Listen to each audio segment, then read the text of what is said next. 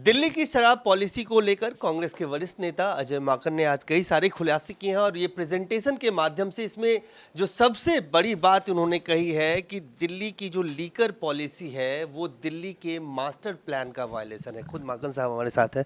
माकन साहब, क्या है ये मास्टर प्लान का कैसे वायलेशन? देखिए, ये मेरे पास में मास्टर प्लान 2021 है जो 2007 में लेकर के आए थे और उस वक्त बतौर शहरी विकास मंत्री ये मेरे द्वारा बनाया गया था। इसमें ये chapter mix land use regulations का है। इसके अंदर mix land use means provision for non residential activities in residential premises. अब जो है इसमें जो नेगेटिव लिस्ट है, the following activities shall not be allowed under mixed use.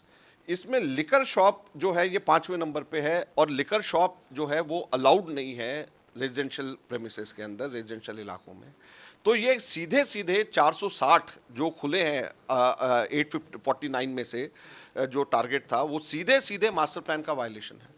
तो मेरा ये कहना है कि बीजेपी ने सीबीआई की इंक्वायरी करी, बहुत अच्छा किया, होना चाहिए, और भ्रष्टाचार इसमें हुआ है, लेकिन उनके ऊपर भी जांच होनी चाहिए जिन्होंने बीजेपी के अंडर जो एमसीडी और डीडीए थी उन्होंने इन सेंटर्स को, इन लिकर शॉप्स को इन्होंने बंद नहीं किया जो कि मास्टर प्लान की वायलेशन थी, जो कि रेजिडेंशियल एरिया में चल रहे थे। तो उनके खिलाफ भी भ्रष्टाचार की जाँच होनी चाहिए।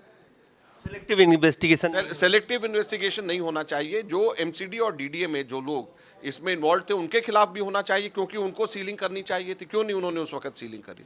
दूसरा, इसके साथ साथ जो सबसे बड़ा इसमें जो वायलेशन है, इसके साथ जहां करप्शन के एंगल जुड़े हुए हैं, खुद केजरीवाल जी ने की सरकार ने एक एक्साइज की एक्सपर्ट कमेटी बनाई थी कि लिकर पॉलिसी को के बारे में सलाह देने के लिए। उस एक्सपर्ट कमेटी ने कहा कि जो हमारे होलसेल है, होलसेल का सारा काम सरकार को लेना चाहिए क्योंकि उसमें कार्टलाइजेशन हो जाती है। और साथ में कहा था कि जो रिटेल सेक्टर है उसमें इंडिविजुअल्स को मिलना चाहिए, कंपनीज को नहीं, रिटेल शॉप्स की लाइसेंस मिलने चाहिए, शराब के ठेके इंडिविजुअल्स को मिलने चाहिए और 2 से ज़्यादा किसी भी एक इंडिविजुअल को नहीं दिया जाना चाहिए। इन्होंने दोनों की दोनों जो उनकी रिकमेंडेशन है उसको नहीं माना। इन्होंने दिल्ली के अंदर इंडिविजुअल्स को अगर मिलते तो 425 लाइसेंसेस मिलते, उसके बदले इन्होंने 32 लाइसेंस सिर्फ देकर के कार्टलाइजेशन कर दिया। अब हो ये गया कि जो मैन्युफैक्चरर है उसने नाम बदल करके होलसेलर बन गया, नाम बदल करके रिटेलर बन गया और भ्रष्टाचार उसी के अंदर हुआ है और वही सीबीआई उसकी जांच कर रही है। तो अगर ये लोग अपनी ही द्वारा बनाई गई कमेटी को अगर ये मान लेते कहना, तो सबसे बड़ी बात ये कि कमेटी बनाई क्यों जब उसका कहना नहीं मानना था। आप इतनी तफसील से बता रहे हैं और खुद केजरीवाल का उदाहरण दे रहे हैं, लेकिन कल जब दिल्ली विधानसभा का सत्र हुआ तो मुख्यमंत्री और उप मुख्यमंत्री बार बार यही कह रहे थे कि जो विपक्ष है वो बता ही नहीं पा रहा है कि घोटाला क्या है। मैंने बताया तो है कि जो कार्टलाइजेशन है वो इसी वजह से हुई है कि इन्होंने अपनी कमेटी की रिकमेंडेशन नहीं मानी।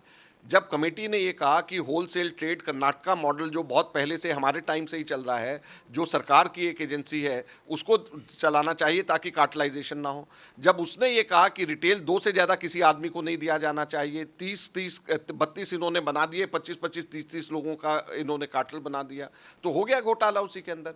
144 करोड़ रुपया दिल्ली के अंदर माफ़ कर दिया गया लिकर व्यापारियों के ऊपर, शराब व्यापारियों के ऊपर, दया करके कि ये कोरोना में के टाइम पे बेचारे चल नहीं पाए।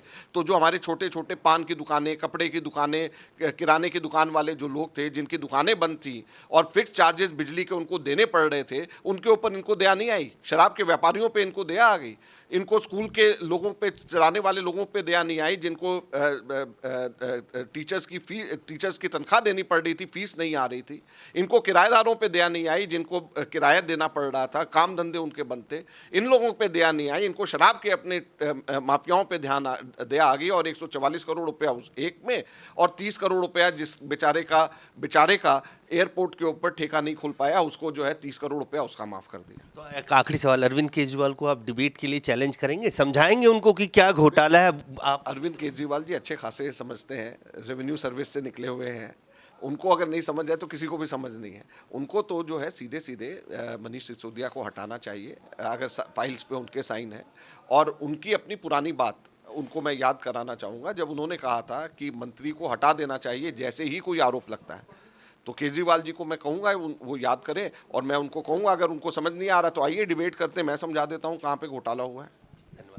तो साफ तौर से अजय माकन साहब कह रहे हैं कि घोटाला हुआ है और उसको समझने में अगर दिल्ली के मुख्यमंत्री को दिक्कत हो रही है तो वो डिबेट के लिए भी चैलेंज कर रहे हैं कि वो सामने आए और ये तफसील से बताएंगे कि दिल्ली की लीकर पॉलिसी में क्या घोटाला है। कैमरामैन फिरोज के साथ अजय झा, दैनिक सवेरा, दिल्ली। ਬਾਬਾ ਯਾਮੀਨ ਬੰਗਾਲੀ 골ਡ ਮੈਡਲਿਸਟ ਤੁਹਾਡੇ ਸ਼ਹਿਰ 'ਚ ਪਹਿਲੀ ਵਾਰ ਅਦਭੁਤ ਸ਼ਕਤੀ ਚਮਤਕਾਰ ਵੇਖੋ। ਦੇਸ਼ ਵਿਦੇਸ਼ 'ਚ ਬੈਠੇ ਸਾਨੂੰ WhatsApp ਤੇ ਵੀ ਕਾਲ ਕਰ ਸਕਦੇ ਨੇ। ਘਰ ਬੈਠੇ 11 ਮਿੰਟਾਂ 'ਚ 101% ਗਰੰਟੀ ਨਾਲ ਸਮਾਧਾਨ।